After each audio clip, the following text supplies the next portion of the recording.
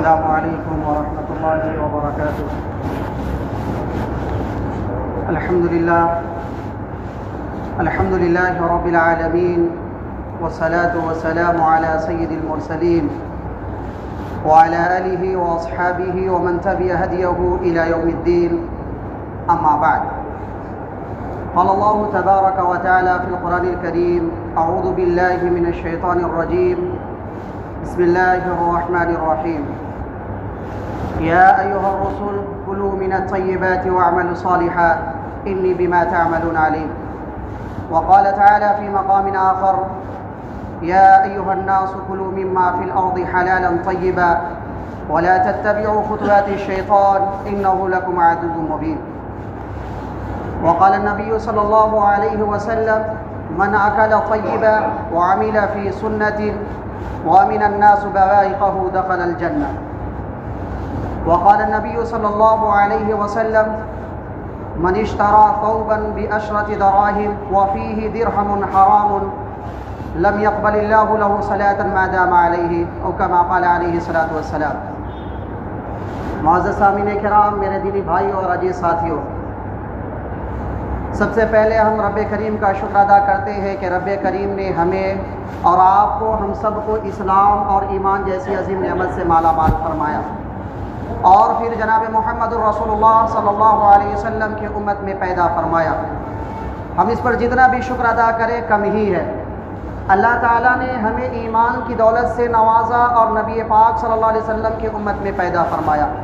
ہم یہ کہتے ہیں کہ ہمارے والدین ہمیں پیدا کیا، ہمیں نوجوان بنایا ہے، اور ہم اس کے احسان کا بدلہ چکا نہیں سکتے ہیں، تو اس سے کہیں زیادہ ہم پر نبی پاک صلی اللہ علیہ وسلم کا احسان ہے کہ ہم اس کے احسان کا بدلہ نہیں چکا سکتے۔ اور اللہ تعالیٰ نے انسانوں کے اندر دو روحیں پیدا کی ہیں، ایک روح حیوانی اور ایک روح ایمانی۔ تو اس دنیا کے اندر اربوں خربوں انسان ہے جس کے اندر اللہ رب العزت نے صرف روح ایمان، روح حیوانی پیدا کیا ہے، جس سے انسان چلتا ہے، پھرتا ہے، کھاتا ہے، پیتا ہے، دیکھتا ہے، حرکت کرتا ہے، گویا کہ انسان اپنی قوت کا مظاہرہ کرتا ہے، دکھاتا ہے، آسمان کے اوپر پرواز کرتا ہے، دریاؤں میں دوڑتا ہے، صرف روح حیوانی کی وجہ سے۔ اللہ نے روح حیوانی اس کے اندر داخل کر دیا، جس کی وجہ سے وہ انسان حرکت کرنے لگا۔ وہ انسان جس کے اندر اللہ رب العزت نے صرف روح حیوانی یعنی روح جسمانی داخل کیا، وہ انسان صرف زندہ ہے، اور وہ انسان شریعت کے اعتبار سے مردہ ہے۔ وہ انسان زندہ ہے صرف کھانے کے لیے، وہ انسان زندہ ہے صرف پینے کے لیے، وہ انسان زندہ ہے صرف لوگوں کے اوپر ظلم کرنے کے لیے، وہ انسان زندہ ہے لوگوں کو ذلیل کرنے کے لیے، وہ انسان زندہ ہے ماں بہنوں کے سر سے آنچل چھیننے کے لیے، وہ انسان زندہ ہے یتیموں کے اوپر ظلم کرنے کے لیے، بلکہ اصل حقیقت میں وہ انسان مردہ ہے، زندہ نہیں۔ انسان زندہ تو ہے، اس دنیا کے اندر چل رہا ہے، پھر رہا ہے، کام کر رہا ہے، ہر چیز کر رہا ہے، لیکن آپ دیکھیں تو وہ انسان دیکھنے کے اعتبار سے تو زندہ ہے، لیکن در حقیقت وہ انسان خدا کی معرفت سے مردہ ہے، خدا کی معرفت کو نہیں پہچان رہا ہے، وہ شریعت کو نہیں پہچان رہا ہے، صرف زندہ ہے، کھا رہا ہے، پی رہا ہے، جیسے ایک جانور کھاتا پیتا ہے اور زندگی گزار لیتا ہے، ایسے جس کے اندر اللہ نے صرف روح جسمانی داخل کیا ہے، وہ انسان حقیقت میں مردہ ہے، صرف دیکھنے کے اعتبار سے زندہ ہے۔ لیکن اس پر اللہ کا شکر ادا کرے کہ اللہ نے ہمارے اندر روح جسمانی کے ساتھ ساتھ روح ایمانی بھی عطا فرمایا، اس پر ہم اللہ کا شکر ادا کریں، اور روح ایمانی کے ذریعے سے وہ انسان ڈیفائن کر پاتا ہے کہ کیا حلال ہے، کیا حرام ہے، کیا جائز ہے، کیا ناجائز ہے۔ صرف روح جسمانی کی وجہ سے انسان وہ ڈیفائن نہیں کر پاتا ہے، وہ انسان تمیز نہیں کر پاتا ہے کہ کیا حلال ہے، کیا حرام۔ تو اس پر ہم شکر ادا کریں اللہ کا، جتنا بھی شکر ادا کریں یہ کمی ہی ہے۔ تو دعا کریں کہ اللہ رب العزت ہم سبوں کو حلال رزق کھانے کی توفیق عطا فرمائے۔ اللہ تعالیٰ نے قرآن کریم کے اندر فرمایا، مثال دے کر کے فرمایا: اَوَمَنْ كَانَ مَيْتًا فَأَحْيَيْنَاهُ وَجَعَلْنَا لَهُ نُورًا يَمْشِي بِهِ فِي النَّاسِ، کہ اصل میں یہ مردہ تھا، میں نے اس کو زندہ کیا ہے۔ انسان اصل میں مردہ تھا اور ہم نے اس کو زندہ کیا ہے، وَجَعَلْنَا لَهُ نُورًا يَمْشِي بِهِ فِي النَّاسِ، اور ہم نے اسے ایک روشنی عطا کی جس کے ذریعے سے وہ انسانوں کے جنگل میں کہیں ٹکراتا نہیں ہے، کہیں لڑتا نہیں ہے، بہت آسانی سے اس دنیا کے اندر وہ زندگی گزارا۔ شریعت کے مطابق زندگی گزارنا، رسول کے طریقے کے مطابق زندگی گزارنا۔ تو ہمیں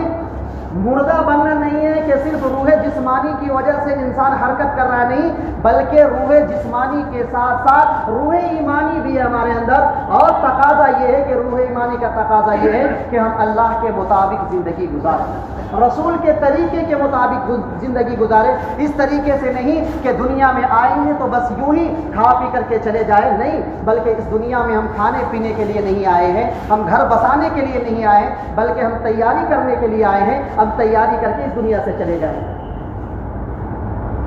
تو میں نے آپ حضرات کے سامنے جس موضوع کا انتخاب کیا وہ ہے رزق حلال۔ یہ موضوع بہت وسیع ہے اور شریعت کے اکارڈنگ آپ دیکھیں، شریعت کے اعتبار سے دیکھیں تو یہ بہت نازک موضوع ہے۔ رزق حلال، رزق حلال کا جو مسئلہ ہے نا، رزق حلال کا مسئلہ ہمارے دعاؤں سے جڑا ہوا ہے، رزق حلال کا مسئلہ ہماری عبادتوں سے جڑا ہوا ہے، رزق حلال کا مسئلہ ہمارے اخلاق سے جڑا ہوا ہے، رزق حلال کا مسئلہ ہماری آنے والی نسلوں کے فیوچر سے جڑا ہوا ہے۔ کہ رزق حلال اس لیے ہمیں پابند کیا گیا کہ تم رزق حلال کھاؤ اور حرام سے بچو۔ آج ہم یہ تمیز نہیں کرتے، ہم دیکھتے نہیں کہ حلال کھا رہے یا حرام کھا رہے۔ تو میں نے آپ حضرات کے سامنے قرآن کریم کی چند آیتیں تلاوت کی اور حدیث کریمہ بھی آپ حضرات کے سامنے پڑھی ہے۔ ان میں سے ایک حدیث میں نے آپ حضرات کے سامنے پڑھی، حضرت ابو سعید خدری رضی اللہ تعالیٰ عنہ سے منقول ہے۔ وہ کہتے ہیں کہ اللہ کے رسول صلی اللہ علیہ وسلم نے فرمایا کہ جس آدمی کے اندر یہ تین باتیں ہوں گی وہ انسان جنت میں داخل ہوگا۔ سب سے پہلی بات اللہ کے رسول صلی اللہ علیہ وسلم نے یہ فرمایا کہ من اکل طیبا، جو حلال رزق کھائے، حرام نہ کھائے بلکہ حلال رزق کھائے، جو ڈنڈی نہ مارتا ہو، لوگوں کو دھوکہ نہ دیتا ہو، جھوٹ نہ بولتا ہو، بلکہ حلال رزق کما کر کے کھاتا ہو۔ من اکل طیبا، جو حلال رزق کھائے، وعمل فی سنت، اور جو سنتوں پر عمل کرے، وامن الناس بلائقہ، اور لوگ اس کے شر سے محفوظ ہو، دخل الجنہ، پھر وہ انسان جنت میں داخل ہو جائے گا۔ تو اس روایت میں اللہ کے رسول صلی اللہ علیہ وسلم نے تین باتیں ارشاد فرمائی کہ جن مرد و عورت کے اندر یہ تین باتیں ہوں گی وہ انسان جنت میں داخل ہو جائے گا۔ تو دعا کرے کہ اللہ رب العزت ہمارے اندر یہ تین باتیں پیدا کر دے اور ہم ان تین باتوں پر عمل کرنے والے بن جائیں۔ سب سے پہلی بات اللہ کے رسول صلی اللہ علیہ وسلم نے فرمائی من اکل طیبا، جو حلال رزق کھائے۔ اب یہاں میں نے ترجمہ کیا کہ حلال رزق کھائے، جبکہ اللہ کے رسول صلی اللہ علیہ وسلم نے فرمایا من اکل طیبا، جو پاکیزہ رزق کھائے۔ یعنی پاکیزہ سے اللہ کے رسول صلی اللہ علیہ وسلم نے اشارہ کیا کہ وہ حرام تو ہو ہی نہیں، اس میں ذرہ برابر شک بھی نہ ہو، مشتبہ چیز بھی نہ ہو، بلکہ بالکل حلال ہو۔ جو حلال رزق کھائے وہی جنت میں جائے گا۔ اور اللہ تعالیٰ نبیوں کی جماعت کو، انبیاء کی جماعت کو مخاطب کر کے فرمایا یا ایھا الرسل کلوا من الطیبات واعملوا صالحا، اے رسولوں کی جماعت پاکیزہ رزق کھاؤ اور نیک اعمال کرو۔ آپ یہاں پر غور کریں کہ اللہ تعالیٰ فرما رہے ہیں وہ جماعت جو اس دنیا کے اندر سب سے بہترین جماعت ہے، انبیاء کی جماعت، اور انبیاء کی جماعت کو اللہ تعالیٰ فرما رہے ہیں کہ اے انبیاء کی جماعت، اے رسولوں کی جماعت، حلال رزق کھائیے اور نیک اعمال کیجیے۔ یہاں پہ بھی ایک اشارہ دیکھیں کہ جو آدمی حلال رزق کھائے گا وہی نیک عمل کر پائے گا،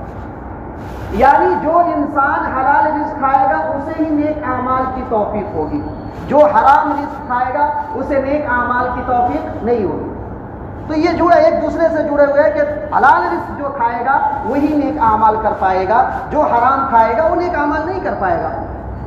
تو یہ انبیاء کی جماعت کو اللہ تعالیٰ فرما رہے ہیں، اس کے مقابلے میں تو ہم اس کے بہت زیادہ حقدار ہیں کہ ہم حلال رزق کھائے اور حرام سے بچیں تاکہ ہمیں نیک اعمال کی توفیق ملے۔ اور اللہ کے رسول صلی اللہ علیہ وسلم نے فرمایا کہ ایک زمانہ آنے والا ہے کہ لوگ ہاتھ اٹھا کر کے اللہ سے دعا کرے گا، ان کی دعائیں قبول نہیں ہوں گی۔ ایک آدمی ہے جو بہت دور دراز سے سفر کرتا ہوا چلا آ رہا ہے، اس کے جسم پر گرد و غبار ہے، اس کے بال کا گندا ہے، اور وہ انسان آسمان کی طرف ہاتھ اٹھا کر کے کہتا ہے یا رب میرے دعا کو قبول فرما لے، اللہ اس کی دعا کو قبول نہیں فرمائے گا۔ جبکہ حدیث کے اعتبار سے دیکھا جائے تو مسافر کی دعا رد نہیں ہوتی ہے، مسافر کی دعا اللہ رب العزت قبول فرما لیتا ہے، لیکن ایک انسان جو ہے لمبا سفر کر کے آ رہا ہے اور اس کے بعد وہ ایسے ایک دم مسکین کی طرح دکھائی دے رہا ہے کہ جو بھی اس کو دیکھے اس پر ترس آ جائے، پھر بھی اللہ رب العزت اس کی دعا کو قبول نہیں فرمائے گا۔ معلوم ہے کیوں نہیں فرمائے گا؟ کیونکہ اللہ کے رسول صلی اللہ علیہ وسلم نے فرمایا کہ مطعمہ طعام، کہ اس کے جسم کے اندر، اس کے پیٹ میں جانے والا جو لقمہ ہوگا نا وہ حرام کا ہوگا، ومشرب حرام، اور اس کے پیٹ کے اندر پینے والے جو مشروبات ہیں وہ بھی حرام کا ہوگا، وملبس حرام، اور اپنے جسم پر جو وہ کپڑا پہنا ہوگا نا وہ بھی حرام کا ہوگا۔ فأنا يستجاب لذلك، پھر دعا اللہ تبارک و تعالیٰ کہ جس کے پیٹ کے اندر حرام لقمہ ہو، جس کے جسم پر حرام کپڑا ہو، جس کے اندر پینے والے جو مشروبات ہیں وہ بھی حرام ہو، جس گھر میں وہ رہ رہا وہ بھی حرام ہو، تو پھر اللہ تبارک و تعالیٰ دعا کو کیسے قبول فرمائے؟ تو کیا کبھی ہم غور کرتے ہیں کہ ہم جو کام کر رہے ہیں حلال طریقے سے کر رہے ہیں یا حرام طریقے سے کر رہے ہیں؟ آج ہمارے سماج اور سوسائٹی معاشرے کے اندر بہت سے ایسے سوالات ہیں جو سوال کرتے ہیں کہ پتہ نہیں عبادت میں دل ہی نہیں لگتا ہے، دعائیں قبول ہی نہیں ہو رہی ہے، ہماری اولاد باغی اور نافرمان بن رہی ہے۔ ہم یہ شکایت کرتے ہیں، کبھی شکایت کے ساتھ ساتھ غور کر لیتے کہ عبادت میں دل کیوں نہیں لگ رہا ہے، دعائیں کیوں نہیں قبول ہو رہی ہے، ہماری اولاد نافرمان اور باغی کیوں بن رہی ہے؟ تو جو انسان حرام لقمہ کھائے گا اور وہ یہ تمنا کرے کہ عبادت میں دل لگ جائے، جو انسان حرام لقمہ کھائے اور وہ یہ تمنا کرے کہ میری دعائیں قبول ہو جائیں، جو انسان حرام لقمہ کھلا کر کے اپنی اولاد کی پرورش کرے اور پھر یہ تمنا کرے کہ ہماری اولاد فرما بردار بنے گی، باغی نہیں بنے گی، یہ ناممکن ہے۔ یہ ایسے ہی ہے کہ آگ اور پانی کو ایک ساتھ جمع کرنا، کہ جس وقت ہم اپنی اولاد کی پرورش کرتے ہیں اس وقت دیکھتے نہیں ہیں کہ حلال ہم اپنے بچوں کو کھلا رہے ہیں یا حرام کھلا رہے ہیں۔ وہی بچے جب بڑا ہوتا ہے اور نافرمان بن جاتا ہے، باغی بن جاتا ہے، تو ہم شکایت کرتے ہیں کہ ہماری اولاد نافرمان اور باغی بن رہی ہے۔ کاش کہ اس کے پہلے پرورش کرتے وقت، کھلاتے وقت آپ یہ دھیان دیے ہوتے، آپ یہ دیکھ لیے ہوتے کہ ہم اپنے بچوں کو حلال کھلا رہے ہیں یا حرام کھلا رہے ہیں۔ ہم تو دیکھتے نہیں ہیں، بس جو بھی آئے بس کھاتے رہو کھاتے رہو۔ میرے بھائیوں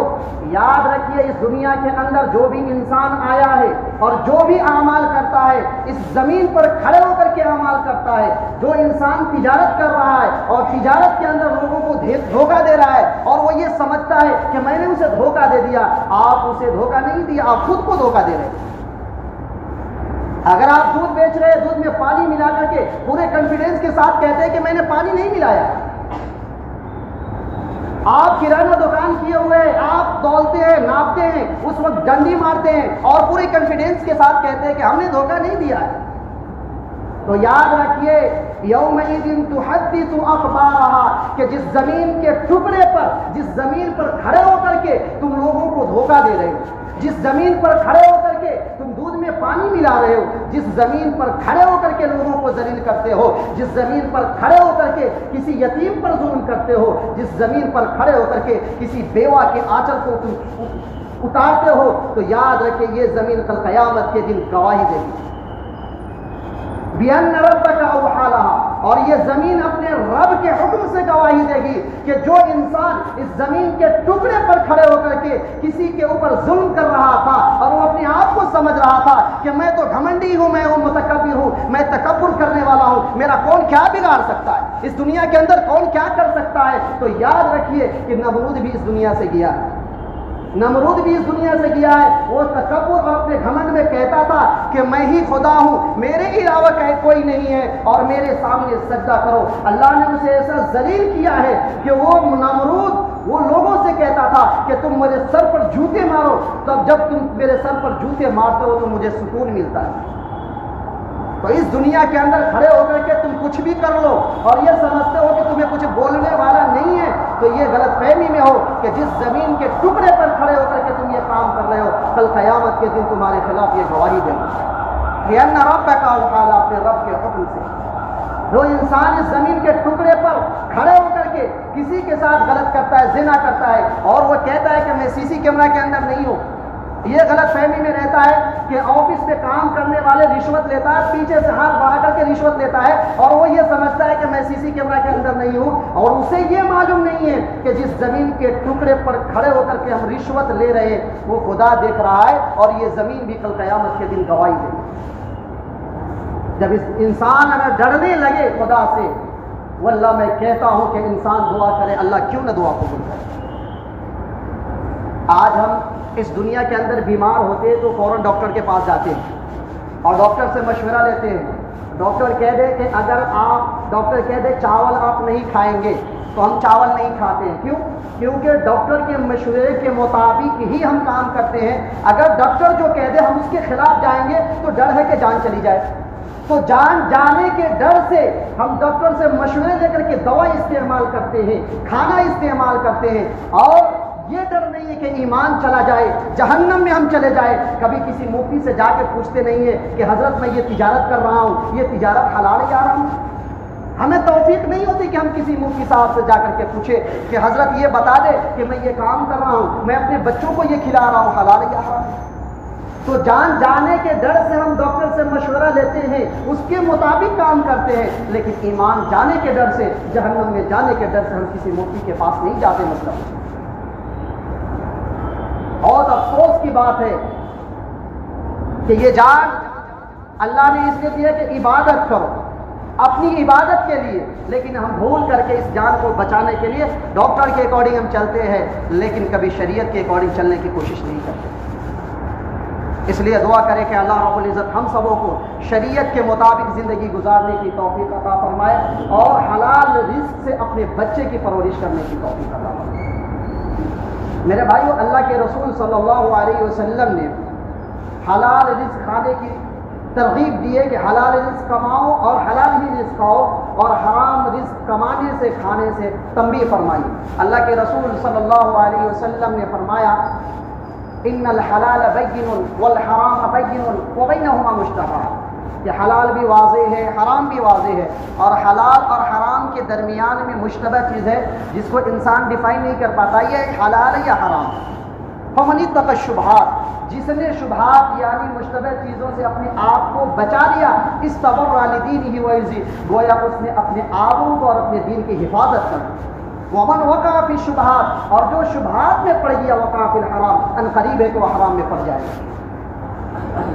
اور اللہ کے رسول صلی اللہ علیہ وسلم نے مثال دے کر کے سمجھایا، جیسے کہ ایک جانور ہے جو چراگاہ کے قریب ہے، وہ چر رہا ہے چراگاہ کے قریب، جانور کو دور رکھا جاتا ہے تاکہ وہ چراگاہ کے اندر نہ داخل ہو جائے۔ اگر ہم جانور کو چراگاہ کے قریب میں رکھیں گے تو ان قریب ہے کہ وہ جانور اندر چلا جائے۔ ایسے ہی کوئی انسان حرام تو نہیں کھا رہا ہے، حلال ہی کھا رہا ہے، لیکن وہ چیز ہے جس میں انسان ڈیفائن نہیں کر پا رہا ہے، اگر انسان اس میں داخل ہے تو ان قریب وہ انسان حرام کے اندر داخل ہو جائے۔ تو اس لیے جو چیزیں بالکل واضح ہے، ہم تو یہ سمجھتے ہیں کہ ہم بیان کر رہے ہیں کہ بھائی حلال، اللہ نے حلال کھانے کا حکم دیا کہ حلال رزق کھاؤ، تو ایک تو حرام چیز ہے جو مسلمانوں کے لیے حرامی ہے، مسلمان اس کے قریب جا ہی نہیں سکتا ہے، اور ایک حلال چیز ہے جس کو مسلمان حرام کر کے کھا رہا ہے۔ میں آپ کو کہہ رہا ہوں کہ کھانا حلال ہے، پانی حلال ہے، دودھ بھی حلال ہے، یہ ساری چیزیں حلال ہے، لیکن حلال چیز کو انسان حرام بنا کر کے کھا رہا ہے۔ کیوں؟ کیونکہ جو تجارت کر رہا ہے اس میں کسی کو دھوکہ دے رہا ہے، تجارت کر رہا ہے اس میں ملاوٹ کر رہا ہے، اب اس پیسے سے انسان جو چیز خرید رہا ہے تو وہ حرامی ہے، اب ہم اس کو کھائیں گے تو ہماری عبادتیں بھی بیکار ہو جائیں۔ حضرت عبداللہ ابن عمر رضی اللہ تعالی عنہ سے منقول ہے، وہ فرماتے من اشترى ثوبا بعشرة دراهم، کہ جس کسی نے ایک کپڑا خریدا 10 درہم میں، وفیہ درہم حرام، اور اس میں 1 درہم حرام تھا، لم يقبل اللہ له صلاة ما دام علیہ، وہ انسان جب تک کہ وہ کپڑا اپنے جسم پر لگائے رکھے گا اللہ اس کی نماز کو قبول نہیں فرمائے گا۔ اب مسجد میں بیٹھے ہوئے جائزہ لیجئے اپنے اوپر کہ ہمارے جسم پر جو کپڑا ہے وہ حلال کا یا حرام کا، یعنی اگر کوئی 1000 میں کپڑا خریدتا ہے اور 1000 کے اندر صرف 1 روپیہ اگر وہ انسان حرام کا ملا دیتا ہے، جب تک کہ وہ انسان اپنے جسم پر کپڑا پہن کر کے نماز پڑھے گا، عبادت کرے گا، اللہ اس کی عبادت کو قبول نہیں فرمائے گا۔ کبھی ہم نے غور کیا ہے ہم تو ایسے ہی ہے کہ حلال حرام میں تمیز نہیں کریں گے، ایسے ہی زندگی گزار دیں گے، چلے جائیں گے۔ تو یاد رکھیے تو جانا تو سب کو ہے، اللہ نے کہہ دیا نا قرآن میں، جانا تو سب کو ہے، کل نفس ذائقۃ الموت، لیکن اپنے جسم کو اس طریقے سے نہ بنائیں کہ جہنم میں جانے کے بعد جنت میں ہم جائیں، کیونکہ ہم غلط اعمال کریں گے، دھوکہ دیں گے، لوگوں کو ستائیں گے۔ ہم یہ سمجھتے ہیں، ہم اپنے آپ کو بہت عقل مند سمجھتے ہیں کہ کوئی انسان آیا، ہم کچھ بیچ دیے، اس سے 2000 روپے منافع کما لیا، تو ہم یہ کہتے ہیں کہ ہم نے اسے دھوکہ دے دیا اور سمجھتے ہیں کہ ہم بہت عقل مند ہیں۔ لیکن ہم جب غور کریں گے اس پر تو ہم اس کو دھوکہ نہیں دے رہے، بلکہ ہم اپنے اعمال کو خراب کر رہے ہیں، ہم اپنے اعمال کو خراب کر رہے ہیں، کسی کو دھوکہ نہیں دے رہے۔ اور آج مسلمانوں کے اندر یہی خرابی ہے کہ آج جہاں بھی آپ جا کر کے دیکھیں، کوئی یہی کہتا ہے کہ مسلمان دھوکے باز ہے، مسلمان دھوکہ دے رہا ہے، مسلمان حرام کھا رہا ہے۔ اب اس کے دیکھیے کہ یہ مسلمان کہ نبی علیہ الصلوۃ والسلام نے ایک ایسی جماعت تیار کی کہ جس جماعت نے اپنے اخلاق کے ذریعے سے، اپنے کردار کے ذریعے سے اپنے اخلاق کو اس طریقے سے پیش کیا لوگوں کے سامنے کہ آج ہم تک وہ دین موجود ہے۔ اگر ہم اس وقت ہوتے جیسے ہمارے اعمال ہیں، اگر ہم اپنے اعمال کو درست نہ کرتے تو کیا اسلام آگے بڑھ سکتا؟ آج ہمارے اعمال کو دیکھ کر کے کوئی یہ سمجھتا ہے کہ اسلام دھرم صحیح ہے؟ ہم اسلام مذہب کو بدنام کرتے جھوٹ بول کے، اسلام مذہب کو بدنام کرتے دھوکہ دے کر کے، ہم کسی کے اوپر ظلم کرتے ہیں، جب انکوائری کرتا ہے کہتے ہیں یہ تو مسلمانی ہے۔ اب اس طریقے سے ذہن بنا دیا ہے کہ اگر کہیں کچھ ہو جائے تو سب سے پہلے انسان کے ذہن میں یہ بات آتی ہے کہ تحقیق کرو کہیں وہ مسلمانی ہوگا، تحقیق کرو، اگر کوئی کسی کو مار دیا تو سب سے پہلے یہی کہتا ہے کہ تحقیق کرو مسلمانی ہوگا۔ کیوں؟ کیونکہ ہم نے بدنام کر دیا اسلام کو، جو اخلاق جو کردار ہمیں پیش کرنے چاہیے اسے ہم نے چھوڑ دیا۔ تو میرے بھائیو، حلال رزق یہ بہت بڑی نعمت ہے کہ اللہ تعالیٰ ہمیں حلال رزق کھانے کی توفیق عطا فرمائے۔ اور اللہ کے رسول صلی اللہ علیہ وسلم نے فرمایا ما اکل احد طعاما قط خیرا من ان یاکل من عمل یدی، کہ سب سے بہترین کھانا وہ ہے جو انسان اپنے ہاتھ سے کما کر کے کھائے۔ وَإِنَّ النَّبِيَّ داؤد علیہ الصلوۃ والسلام كَانَ يَأْكُلُ مِنْ عَمَلِ يَدِهِ، اور اللہ کے نبی داؤد علیہ الصلوۃ والسلام بھی اپنے ہاتھ سے کما کر کے کھاتے تھے۔ تو سب سے بہترین کھانا وہ ہے جو انسان اپنے ہاتھ سے کما کر کے کھائے۔ اور آج لوگ پیشاور بن چکے، پیشہ بنا لیے ہیں، بیٹھے رہتے ہیں فلاں کھلا رہا ہے مجھے، اب جا کر کے کھا لیتے ہیں۔ بھیک مانگنے والے، پیشاور بھیک مانگنے والے بیٹھے رہتے ہیں، جیسے ٹائم ہو جا کر کے کھا لیتے ہیں۔ تو ایسے لوگوں کے بارے میں بتایا اللہ کے رسول صلی اللہ علیہ وسلم کہ اس کے چہرے پر جو گوشت ہے نا، اس کے گوشت کھینچ لیے جائیں گے۔ بھیک مانگنے والوں کے لیے، جو جس کا مستحق نہیں ہے، زکوٰۃ کا مستحق نہیں ہے، زکوٰۃ کھا رہا ہے، تو یہ بھی بھیک مانگنے والا انسان ہے۔ اور اللہ کے رسول صلی اللہ علیہ وسلم نے فرمایا لِأَنْ يَأْخُذَ أَحَدُكُمْ حَبْلَهُ فَيَأْتِيَ بِحُزْمَةِ الْحَطَبِ عَلَى ظَهْرِهِ فَيَبِيعَهَا، کہ ایک انسان رسی لے کر کے جنگل کی طرف جا کر کے لکڑیاں کاٹتا ہے، اپنے پیٹھ پر لا کر کے بیچتا ہے، اور اللہ اس کے چہرے کی حفاظت فرماتا ہے۔ یہ بہتر ہے کہ خیر لهم أن يسأل الناس آتوه أو منعوه، کہ وہ لوگوں سے سوال کرے، لوگ اسے دے یا نہ دے۔ اس سے بہتر ہے کہ وہ لکڑی کاٹ کر کے بیچ کر کے کیا کرے، وہ روزگار کر کے کاروبار کر کے کھائے۔ یہ سب سے بہترین رزق ہے۔ اور یاد رکھیے کہ یہ اصول ہے کہ اللہ تعالیٰ کا ان اللہ طیب لا یقبل الا طیبا، اور اللہ تعالیٰ پاک ہے اور پاکی کو قبول فرماتا ہے۔ اور آپ یہ سمجھتے ہیں کہ ہم حرام کمائی کھا کر کے، ہمارا حرام کمائی کے ذریعے سے گھر بنا لے، یہ چیز کر لے، یہ چیز کر لے، اور پھر دعائیں کرے، اللہ دعاؤں کو قبول فرما لے، تو یہ آپ غلط فہمی میں پڑے ہوئے ہیں۔ جب تک کہ آپ اپنے اعمال کو درست نہیں کریں گے، آپ اپنے رزق کو حلال طریقے سے کما کر کے نہیں کھائیں گے، حلال طریقے سے آپ اپنے بچوں کی پرورش نہیں کریں گے، میں یہ کہتا ہوں کہ وہ بچہ نافرمان، وہ اولاد نافرمان نکلے گی، وہ اولاد باغی نکلے گی۔ اگر آپ چاہتے ہیں کہ آپ کی اولاد فرما بردار ہو تو یہ شرط ہے کہ آپ اپنے بچوں کو حلال رزق سے پرورش کیجیے۔ دعا کیجیے کہ اللہ رب العزت ہم سبوں کو عمل کرنے کی توفیق عطا فرمائے، اور حلال رزق کما کر کے کھانے کی توفیق عطا فرمائے، اور حلال رزق کے اپنے بچوں کی تربیت کرنے کی، پرورش کرنے کی توفیق عطا فرمائے۔ آمین وآخر الحمدللہ۔